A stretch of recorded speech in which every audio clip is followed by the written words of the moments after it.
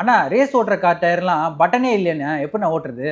Racing tyre வந்து அவங்க வேற ட்ராக்ல ஓட்டுறாங்க, ரோட்ல ஓட்டுறது இல்லை. Point number 1. பாயிண்ட் நம்பர் 2 வந்து அந்த டயர் சுத்தமாக பட்டன் இருக்காது.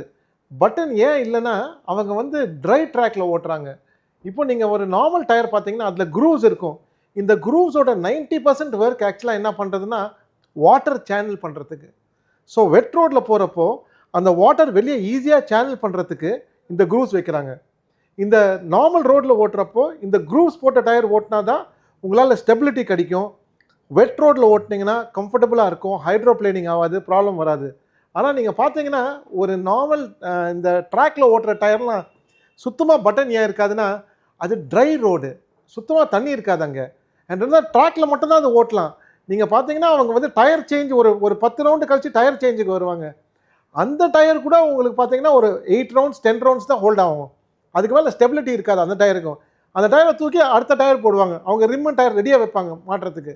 ஸோ அதான் அங்கே அது ட்ராக் டயர் வந்து ட்ராக்ல மட்டும் தான் யூஸ் பண்ணலாம், வெளியே யூஸ் பண்ண முடியாது. தயவு செஞ்சு அந்த மாதிரி டயர்லாம் எடுத்து வெளியே ஓட்டி ட்ரை பண்ணி பார்க்காதீங்க. ரொம்ப ரொம்ப டேஞ்சரஸ், ரிஸ்கி.